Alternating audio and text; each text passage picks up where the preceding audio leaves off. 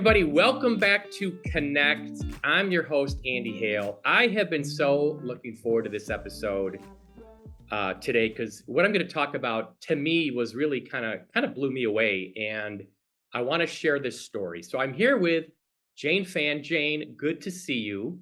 Hi, great to be here. Thank you for inviting me. So as a And little seeing context, Jayne and I worked together 30 years ago. Okay. Can't believe that. We must have been little babies back then, but we've stayed in we touch. were five. Yeah. We've remained good friends. And I just, as listeners to this podcast know, I just discovered the concept of a spiritual medium, last year when I met Jessica Rachel. I've had her on this show, I think 3 episodes, interviewing her, telling her story. And I've been mentioning to friends and family, like, you got to check out Jessica Rachel. This is life changing. So I mentioned it to Jayne. To Jayne's credit, she was interested and decided to book a session.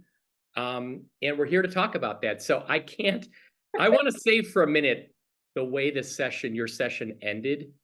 But let's start out with a little background.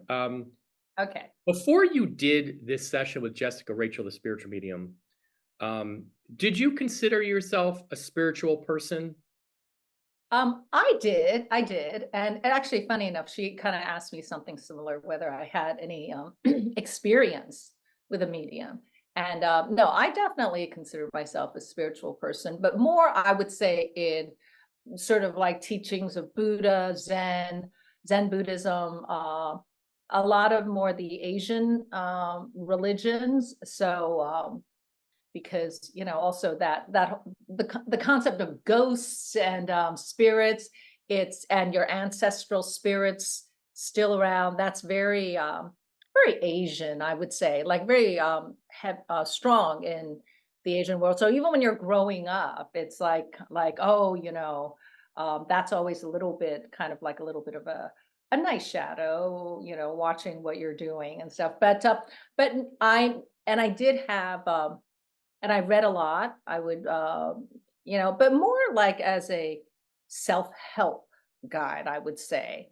And I am a Christian, and so the belief in God and the concept of another spiritual realm, that has kind of ebbed and flowed depending on what chapter I was in my life. But yeah, I would call myself a spiritual person. I would also call myself a healthy cynic Okay. in terms of Yeah, no, you're a good combination. And I personally would describe myself before meeting Jessica Rachel as more like, I wouldn't say necessarily spiritual, but definitely intuitive. Definitely believe, kind of following your gut and, intuition and things like that. And I guess spiritual to a little bit, but I didn't really have much experience with it.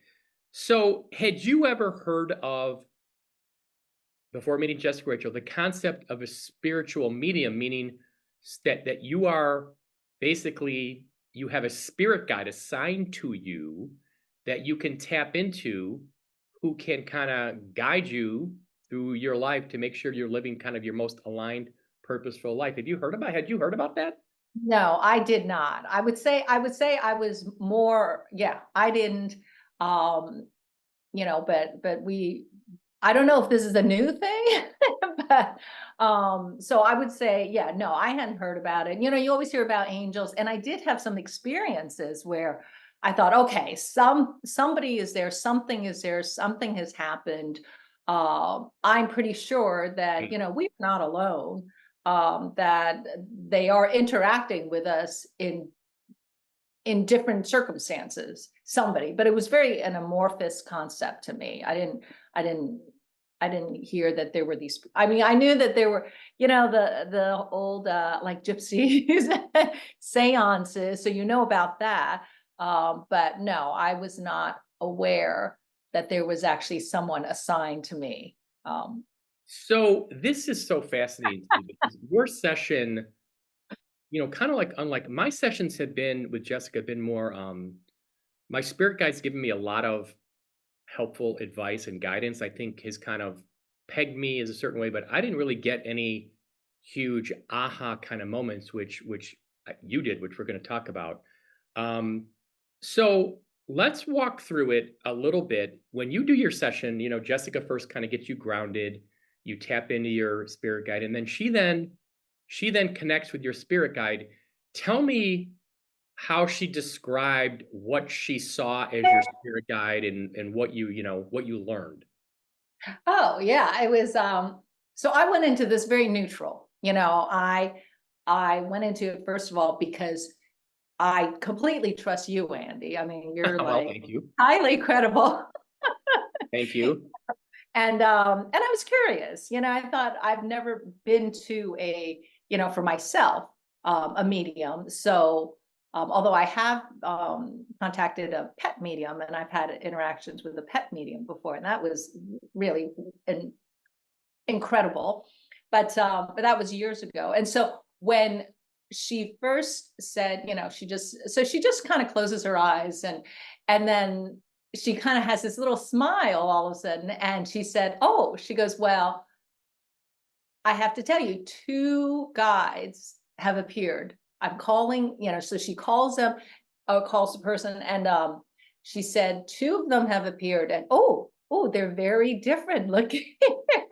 So she describes one as this incredibly, and she used the term fiery, Yep. Fiery, fiery, like Oh, fury, Siri. Oh, fury, like yeah. and really kind of, she goes, she's very strong, like very muscular, almost kind of like male like in her um, physical form that she sees. And she has this shocking orange red hair that's flowing. And she's got these big old bracelets that are, the way she described me made me think of, the old Wonder Woman, the Oh, yeah. bracelets Linda Wonder Carter. Woman would Yeah. wear. Linda Carter Wonder Woman, for those of you Right. who saw her then, and giant bracelets on, and then and she said she was holding like a big old, not a sword, but kind of like a pole, like a big old, like a saber almost, Hmm. Okay. and she was like kind of like flowing, and but very, very, like very, almost, she would say, almost like a masculine energy, but definitely a female.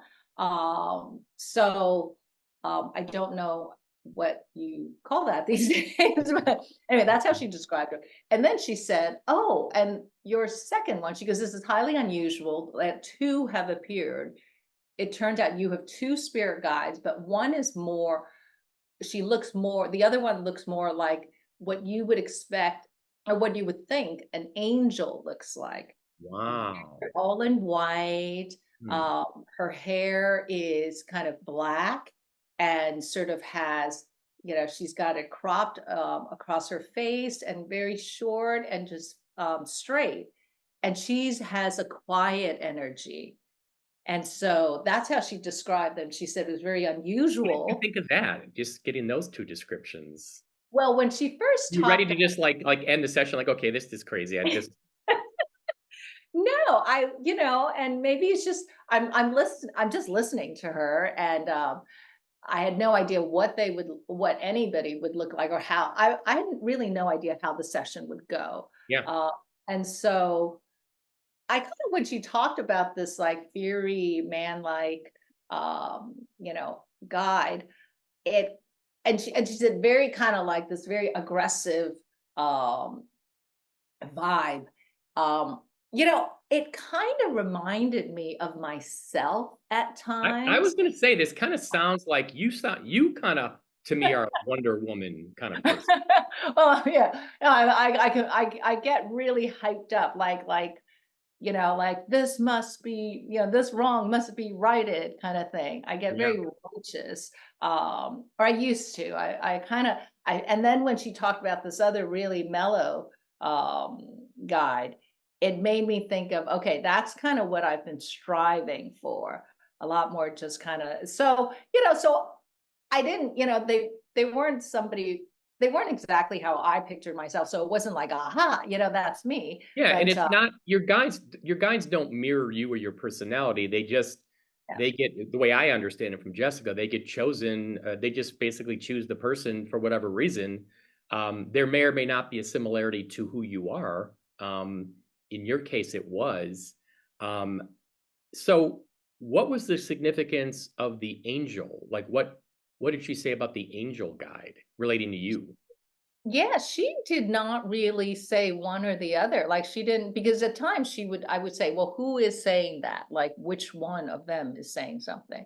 And she would say, well, they're both speaking. They're both saying it. So we didn't really distinguish, but um, and she did kind of only in the beginning when she introduced them, distinguish the angel guide as more like an angel as opposed to a spiritual guide. So I don't know what the distinction was, and we didn't really take it further. Did she say something when you and I talked something about your spirit, like you being an angel? Like, what was that discussion? Yeah, yeah. So originally, so going back a little bit, she had said, and asking me in the introduction, so what is the purpose of this call? Like, what is it that you want to get out of this call? And I said, my question is really, well, one, I wanted to speak to my dad if possible, although she said that wasn't quite her, forte. But really, it's sort of like, why are we all here? That was my question. What is the purpose of our little lives that we spend so much effort in living, and the ups and downs of life?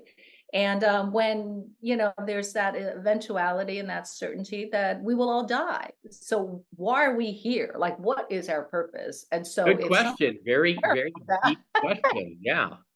yeah, and I've always asked this question, and especially when you're, if you're a professional and you're working hard, et cetera, at some point you're just like, what is all this for? Why am I Yeah. doing Hey, this? good job. You were a great lawyer. Okay. You died. Good job. Yeah. Like, that's it? Money, you supported your family, and that's nice. And you're like, wait a minute, there's a lot of accumulated What did she knowledge. say And yeah, when you said that was your question? How did she handle that? she said, okay. She goes, yeah. She goes, I think your guys can help you with that. So, and she, and she did say that's such a fundamental question for all of us. It's really, I think, why are we here? Yeah. Why? No, that's How, that's you know? that's amazing. Did your guides have an answer? Well, she did. So she said, so Jessica listened for a while, And and by the then way, let me pause. I'm sorry to interrupt you. We're giving the audience a very condensed version because these sessions are 90 minutes, so we're kind of condensing it. yeah, mine wound up to be 2 hours. It Oh, went over, I mean, there were tiny little breaks here and there, yeah. but So I'm sorry. So when you asked the question, what did Jessica channel from your guides? right. So she said, "Oh, well, they want you to know," and it was very funny because when she would say these things, and right before she would say, she'd have a little smile because I kept my eyes open watching her for Yeah, yeah, yeah. Me some too. session because I kind of wanted to see like what's Right. happening. Yeah. And she said, "Oh," she goes, "Well, actually, you were already an angel." Yeah. So she said, you're not just an old soul. You've had thousands of lives before, and you've gone through those lives, and you've actually learned what you needed to learn in each of those lives, and you have already progressed to being an angel. Wow. So you were, she goes, you weren't really even, she goes, you just kind of like hit it and went there. And she said, and then she described, I said, so what was it like? And so she described it. She said, so um, in this realm, in this angel realm, I'm not even sure that's the right term, but that everybody does have a job. So that's good to know. Like, Yeah, you're yeah. you're not just floating around, but everyone has a task, a job. And she said, your task was to kind of watch over certain people that you got to choose who you watched over. And in fact, you became a spirit guide for some of those people. And she Hmm. said, so that was sort of your job. And you she goes, you actually were watching over somebody who was a close friend of yours. Uh, that's her soul was, but you know, she was in another form, another Yeah. person in that period. So so you did this for a while, and she made the distinction between spiritual realm time and earth time. So, you know, a blink of an eye in spiritual realm time could be hundreds of years, 100 years in human time, right? So it goes by very, very fast. So, and so she said, you know, and then she started to laugh as she's listening, and she goes, and then she goes, you know, I don't know how to say this, but she goes, you got bored. So you got bored with your job, and you started a conversation where you said, wait a minute, you know, these humans, they're kind of so fragile. You know, they're constantly getting themselves into things. And but I feel, I guess I, as an angel, felt that humans could be more self-sufficient, that they didn't need the spiritual guides or angels to watch over them, to kind of make adjustments. Oh, don't fall into that hole. You know, watch out for that bus. Think, you know, and to give them suggestions and things, and that and she said exactly. She goes, you felt that you were being a security guard, just watching over them, and you wanted to do something. So you elected to come back down in human form so that you could prove your theory, or your, I guess, yeah, your belief that humans could be strong on their own, and that they didn't need spirit guide. They didn't need Okay. any kind of spirituality in their lives Okay. to function as well as they function now. And so I'm like, whoa. And I said, when was it? She goes, so this was 2 lives ago. Mm. So that you came back down. So so you had your most recent previous life was when you came down. And Wow. then yeah, so I'm like, so what did I do there? And she said, well, the spirit guide said, I became like a professional athlete. And she Look at said, you, angel professional athlete. Wow. he said it was in track and field, which I'm terrible at. I'm a terrible runner, and I actually tried to do track and field when I was in high school in this lifetime, and I failed miserably. I was terrible. I have short legs. And but she said you, and then she goes, you know, what are one of those? So she said I was a pole vaulter. She goes, what is it? And then she said, oh, she goes, I see a big, big pole. And she goes, I was a pole vaulter. And she goes, you purposely, like, you were super strong, and you trained, and you won all these competitions, and you became very, very successful in that lifetime. And all you did was train, train, train, and win competitions and train. And she said, and so I'm listening to the story, and I'm thinking, that's interesting. Okay. You know, I don't necessarily identify, it doesn't, like, you know, the whole working endlessly until, you know, to do and exclude everything else from your life. That sounded very familiar to me, because that's kind of what I've been doing previously as a lawyer, but in this lifetime. But so that kind of resonated with me, that sort of workout ethic. And then Mm. she said, and then it was just like, kind of like, so I'm listening to the story, and then also she said, yeah, and then you eventually retired, but because you had nothing else in your life, and you had sort of eschewed, like, subconsciously, spirituality, um because you fell into a deep, deep depression, Mm. and then you ended your life. Oh my gosh. Oh my gosh. What? Wow. Yeah, and then she said, "So you never," so she said, "You didn't learn what you needed to learn in that lifetime." And so she goes, "And also, when you end your life, when you suicide, you automatically come back. You don't go anywhere. You just come Oh. right back. Oh, You don't wow. have." Right. So you don't, like, so I don't know what the procedure is for regular, whether you get to choose or you go up for a while, or I don't know, but she said you automatically come back. And um, and I said, so this lifetime is the continuation of the last lifetime. Is that right? And she said, yes. So your previous life was this track star I that guess, died by yes, suicide? yes. So What I haven't Googled. Yeah, we gotta find this person, And she said it was a female. I was in female form. So what, yeah, pole vaulter, a definite, a high pole vaulter. what Yeah. what did, so what did your angel spirit learn about the kind of thesis that, humans don't really need spirit guides? Did you prove it or disprove it? Well, I think I pretty much disproved it.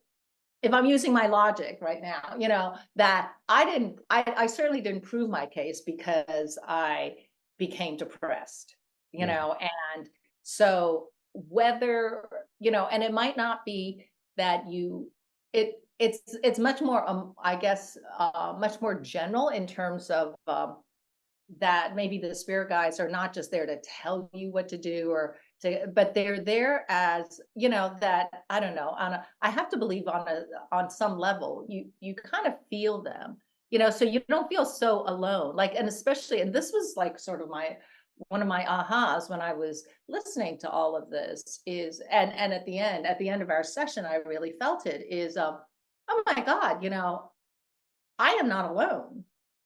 mm, That whole, I feel like there is, especially these days, where we can become so disconnected, because of all the technology.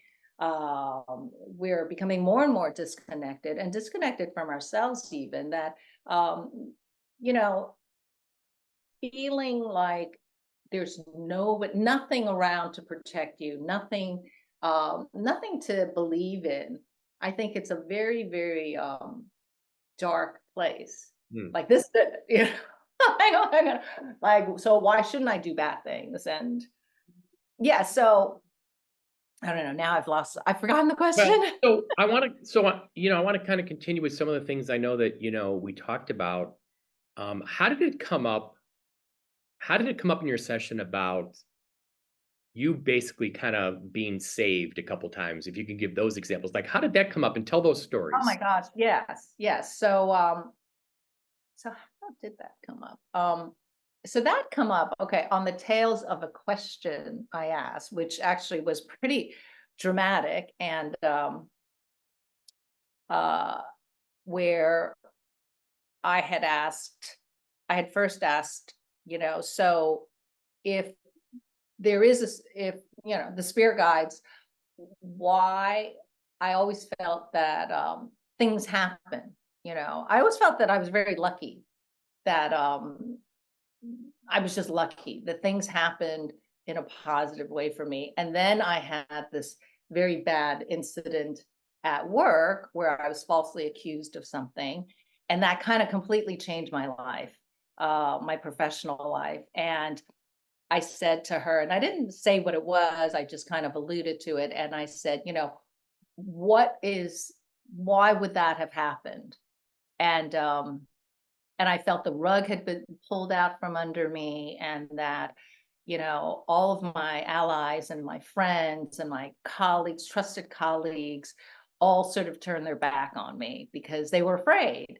And I felt really alone. And I said, and this was in the context of, there have been periods in my life where, as she was talking about my prior life as an athlete and falling into depression, that really resonated with what had been recently happening in my own life in the last, I would say, 10 years. Mhm. Uh, and so, I asked about that. I'm like, so what are the parallels? What lessons am I meant to learn? And then they said, and I said, so that just seems really unfair. Like it's not unfair.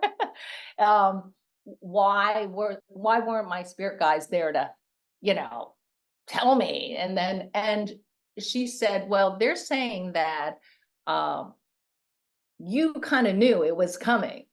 So it was like a very, like a tough love kind of Hmm. approach.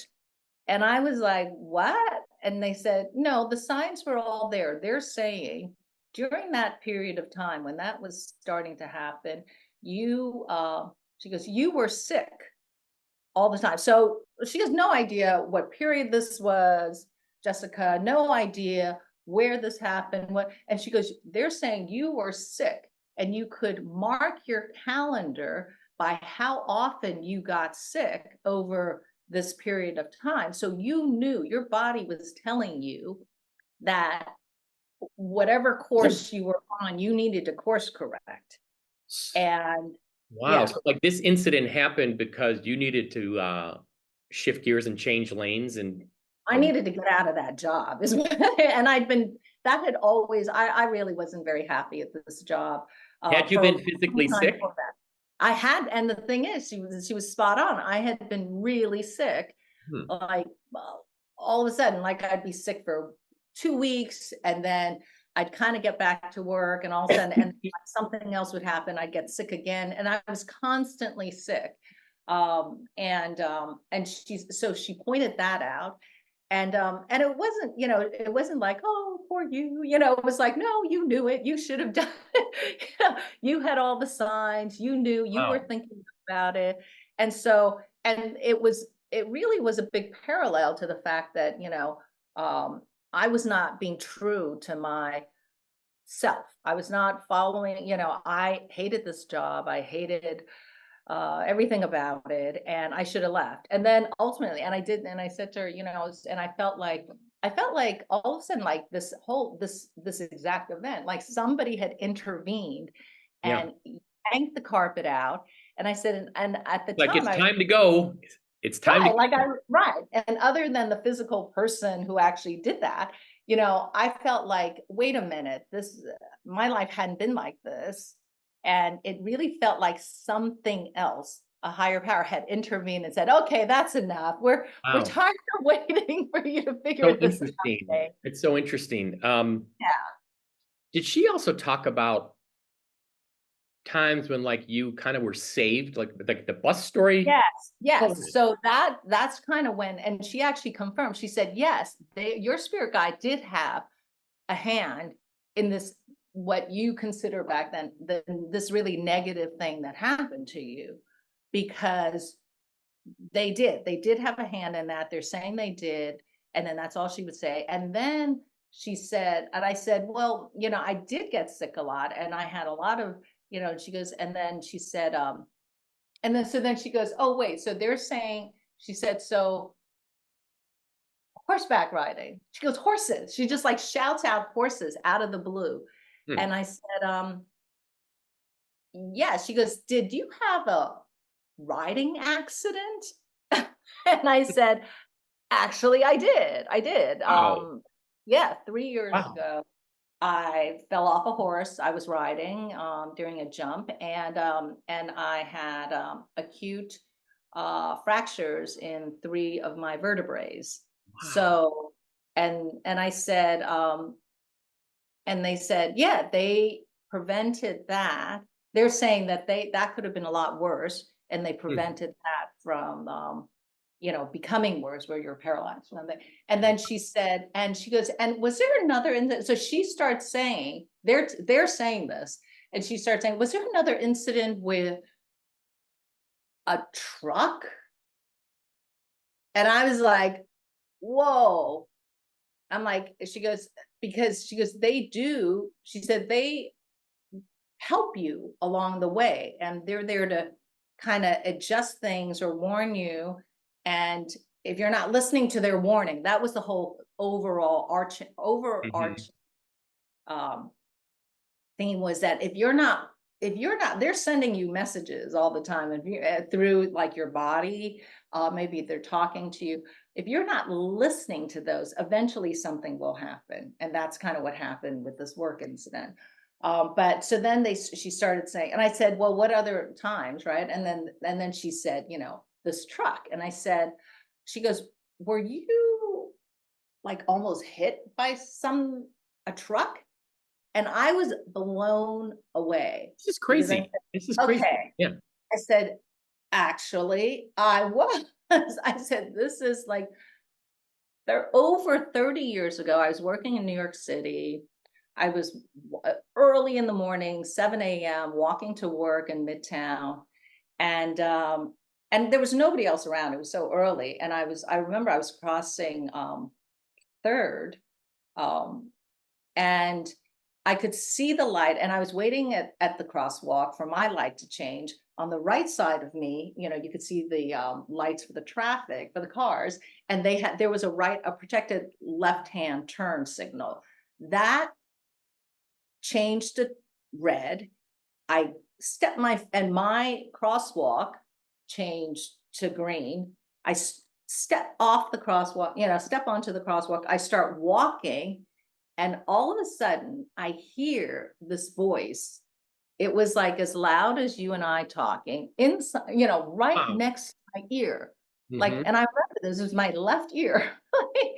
It was so saying, "Oh my God, watch out for the truck." And when I heard that, I just immediately, like instinctively stopped, Yeah, reflexively yeah. stopped. And as I stopped, all of a sudden I felt I felt and saw the side mirror of this giant Mack truck graze my nose. Wow. Oh my god. And it had run the left turn light, Wow. the red light, and it was practically on like t- two wheels. Wow. And had I not stopped, I definitely would have been run over. It's And unbelievable. it was unbelievable. And so and it just kept going. Like it actually ran into another red light and just stopped. But And I at was the kind of time at the time, you didn't really know what to make of that voice you heard? well, the thing is I looked around to thank whoever it was, and there was no one around me. The streets were empty. And other than me in the truck and then maybe a couple of other cars, but there was nobody behind me, nobody around me. Um, and but I heard that as clear as day. And so So she brought up the she brought horseback that riding up. accident, she brought up the truck incident, two Yes, examples where your spirit guide or guardian yes, angel yes, protected. yes. Where and then she said there have been others. They could list them, and Wow. then and so and she and then I don't know. She didn't say this, but maybe that's why I have two. Well, And that's amazing. Now, we've saved the best part for last because, this has all just been the appetizer. Um, this is I wanna get into, like, the main part now, which blew mm, me away. Um, and you actually shared this video with me, so I've watched it, I've seen it, and it's incredibly powerful.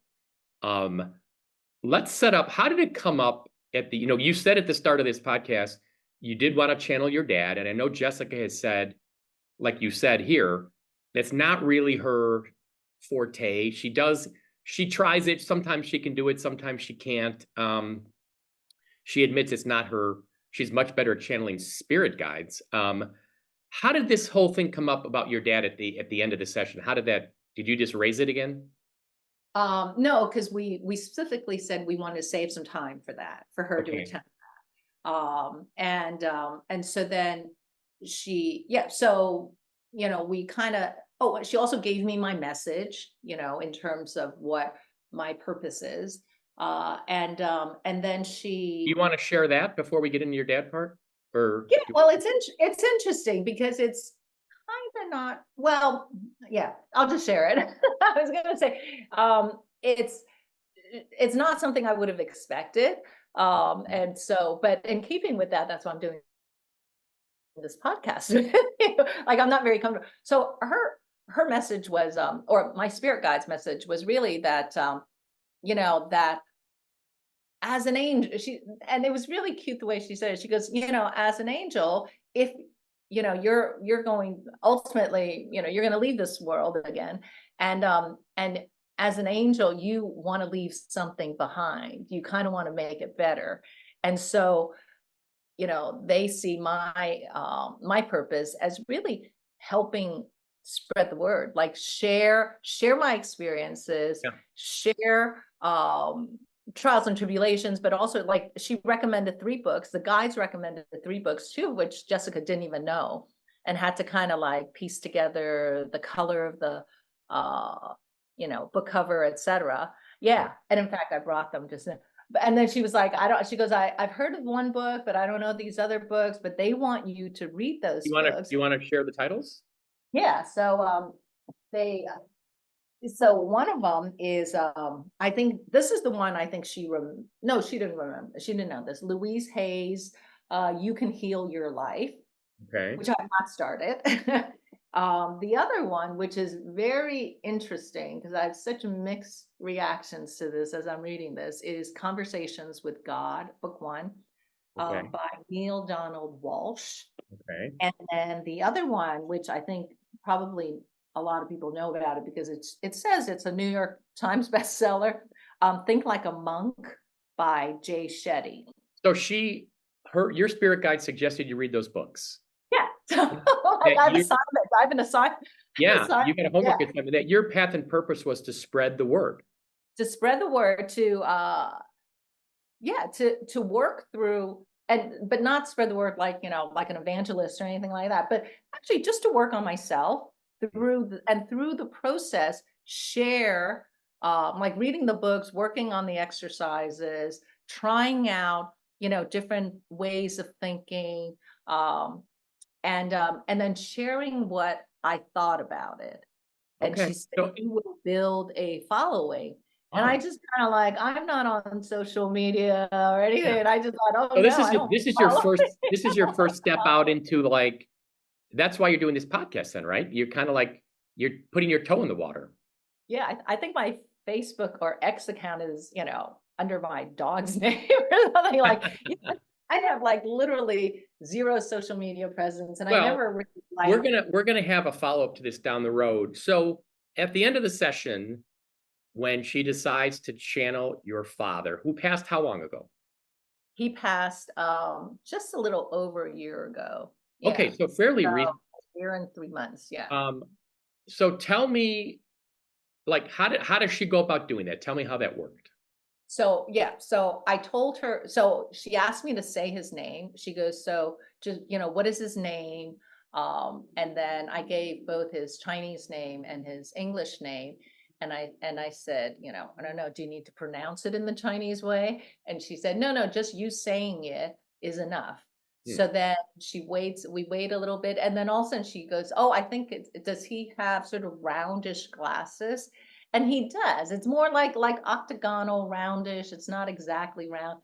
I said, "Yes." And she said, "And does he have kind of a jovial personality?" And I said, "Well, caustically jovial, I would say." mhm. And she said, "Well, once they go into that realm, their personality softens." So, but he definitely had a very, I could see, I picture him as, generally somebody with a great sense of humor. Um, and so she said, and he has a very particular name. His name is Chun Fan or Fan Chong. So it's very, it's more unique because it's more Asia based.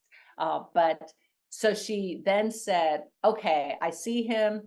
And she said, "Okay, yes, it's definitely him." So Okay. then he appears to Wow, her. this is exciting. Wow, okay. Yeah, and I'm like, "Wow." And so he goes, so she said, "Okay, so what is it that you want him, what is it that you want to know, or, let's start the conversation." And so I said, "Well, I just really want to know how he is, how he's doing, because he didn't leave under the best of circumstances, and I'm worried." One, I wanted to make sure he made it out, right? And Mhm. so she said, "Okay." So she said, "Yes." And then she starts saying that what he remembers. Okay. So so he said, he's doing great. So reassuring. So he said a lot of reassuring things that he's doing great. Um, he started to, and then she said he's talking about a lot of his memories of at the hospital, that he said he didn't like. He goes, he's holding his throat, and I'm feeling like my throat like is really tightening up. And I said, Well, he was fully intubated Mm. at the time. He was in ICU, and ultimately, we had to take him off the machines, and that's when he ultimately left. But so that was like, I was like, "Oh, Was that's she interesting." saying was she saying that he didn't like that? He didn't like that. Like, that was the big part that he didn't like, and then he was very confused about being in the hospital, and he said, and she said, "And he knows that you were talking to him, and he was talking to you while at the hospital."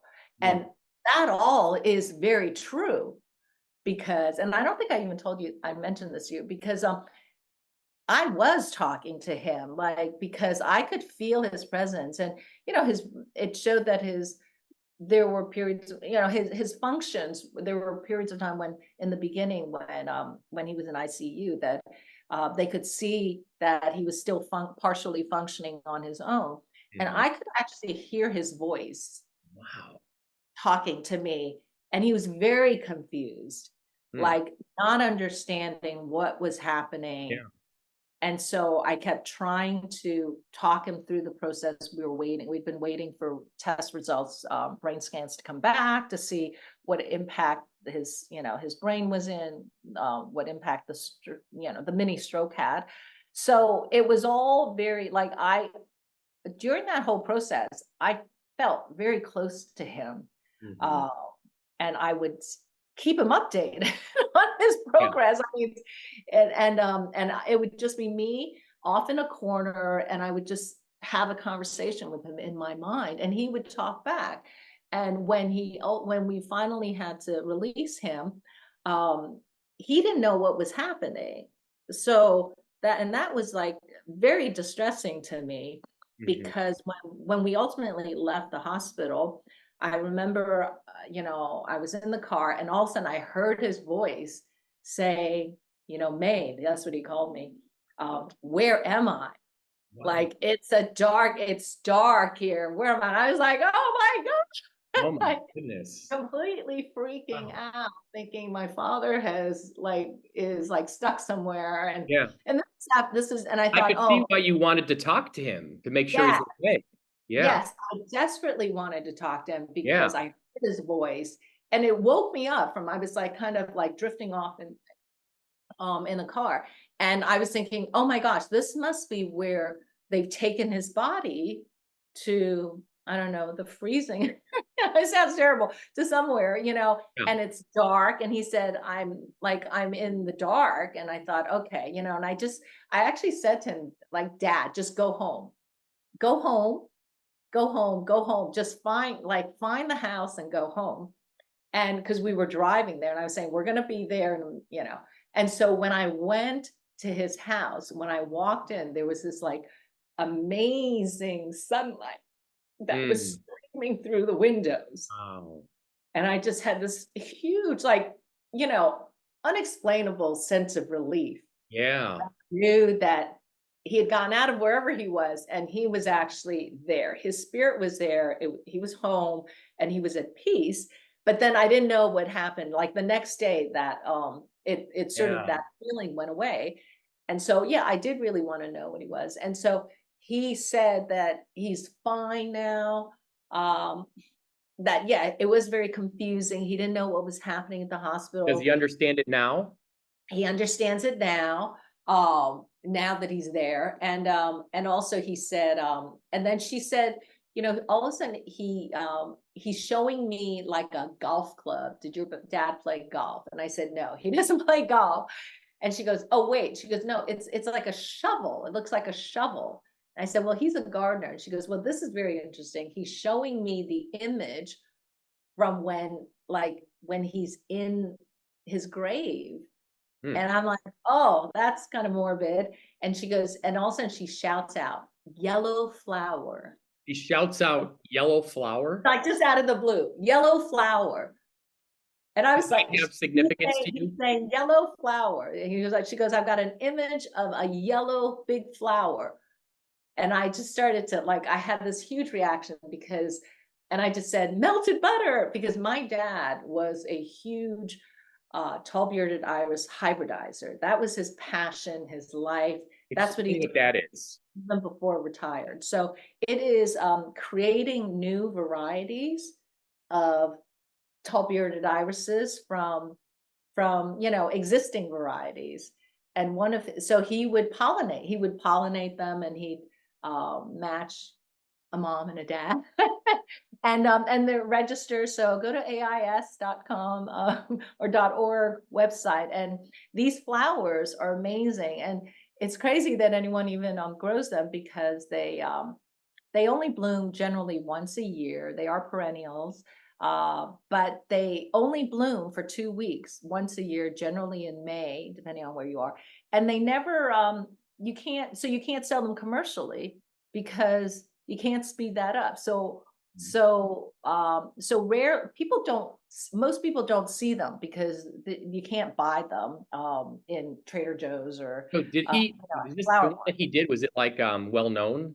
Yes, so he's very famous in that world, and he's got a whole bunch of registered tall bearded irises that he himself created. So anybody can look up, like type in his name, Chun Fan, Fan, and look up tall bearded irises, and you'll see all of his What do registered they look creations. like? They look like a cross. Have you ever seen those?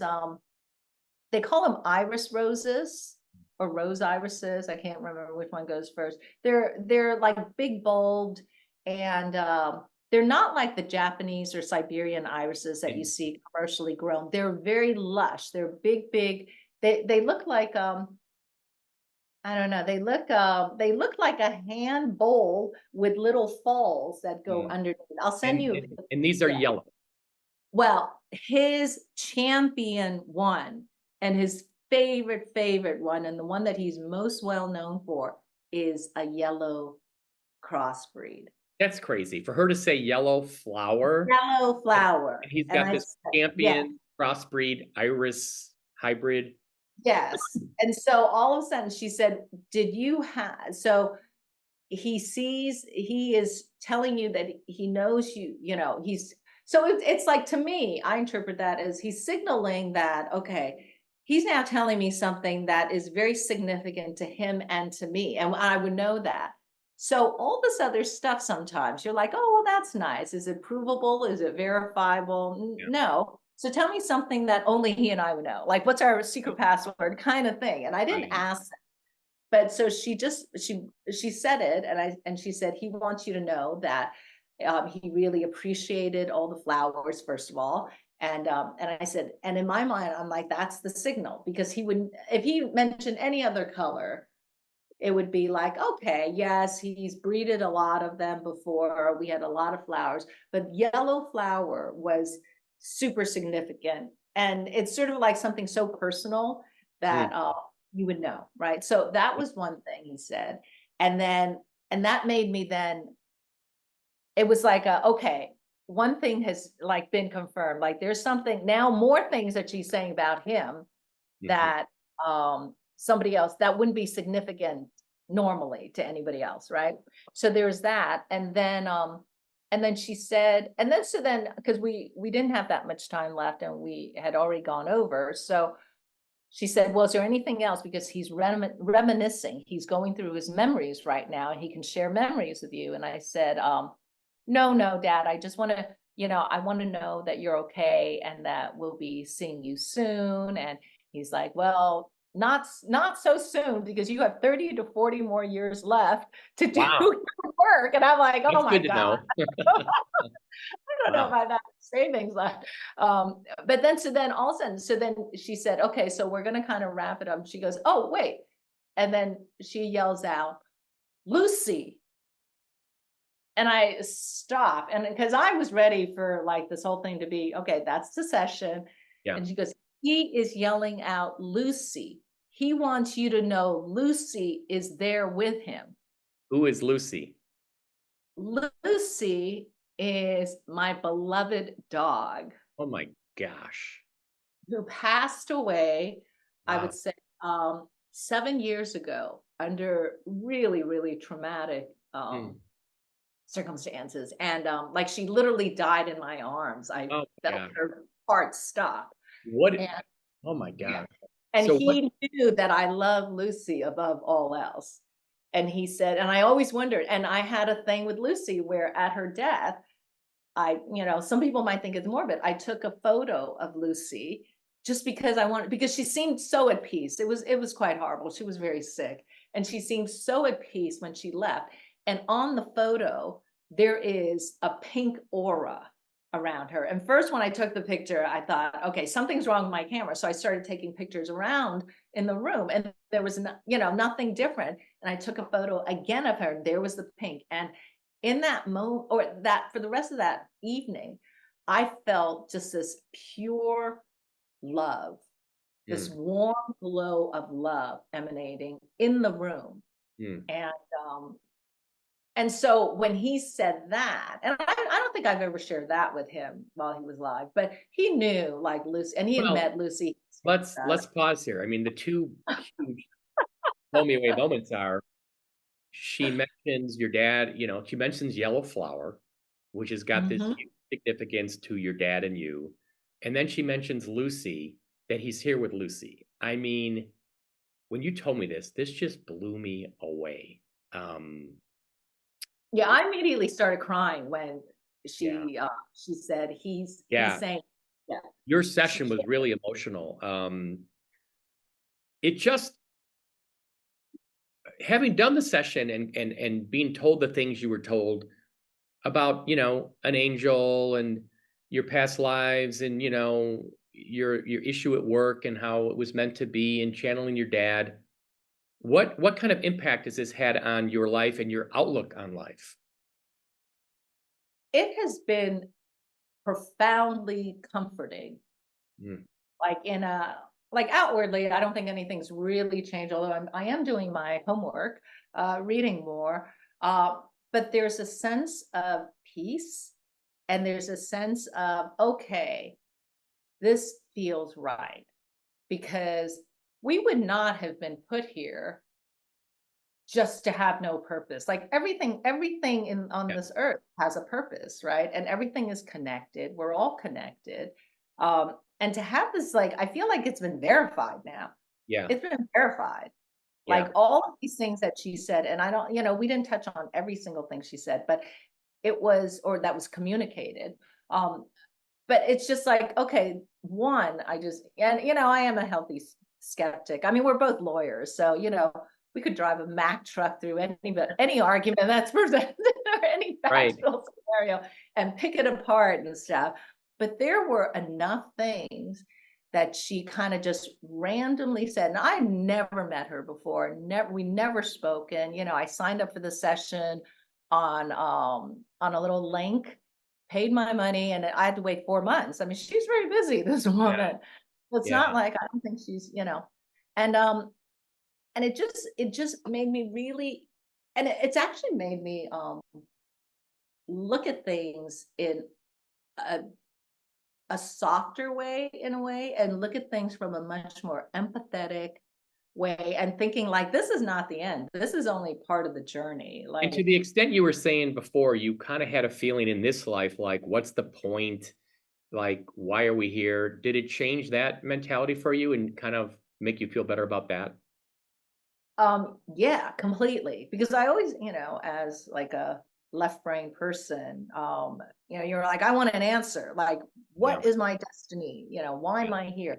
And now it's like, well, the reason you're here is to kind of absorb all of this and grow and be a positive influence to those around you and kind of reach your potential. And also then it like things seemed really scary to me. Like I definitely had a very much like a, if whatever you try to do, you have to be fabulous at it. Like don't well, try to, I you know I think what's great about what you said was how it was so comforting. What you learned was so comforting, not just about your dad, but your own life. We're gonna have to have a part 2, like, we'll give it a few months, but, we see what I'm I've gonna done with break my this up life. in a minute because I could talk to you for another hour or 2 about this, but we're gonna definitely do a part 2. Um, but the thing I wanted to say here before we close is, I just I have seen, I've spoken to Jessica many times. I've referred several people to her. Uh, I think, like, you first texted me, like, "Oh my God, she's the real deal," I think is what you said in your text. She is the real deal. And She is the real deal. I just feel like, oh my God, like, I lived my whole life. I'm 62 years old now, and I'm just learning about spiritual mediums. I'm just learning about Jessica. I'm just learning about my path and purpose. I right now today feel more invigorated, alive, passionate, excited than I ever have in my life. And I just want everybody to get the opportunity to tap into this, because what Jessica will say is we're all intuitive. We all can Yes, tap into, like, we all can kind of do what she did if you practice it. Um, and I just feel like everybody out there can improve their life in some way if they can tap into this. And so that's why I started the Connect podcast. Kind of my purpose and path and mission was to educate, inspire, motivate. And so I so appreciate you coming on here, sharing a very personal story about your session and, with Jessica. And the reason I wanted to do it was I just think your story is so compelling because you went into it, you know, not necessarily sure what to think, maybe a little bit of a skeptic at times, and it had such a powerful impact on you. The part about your dad is just unbelievable. And so I really am still kind of digesting what this all means in terms of the big picture, but it's a game changer for sure, for sure. And so absolutely. I is there anything else you want to say before we wrap this one up?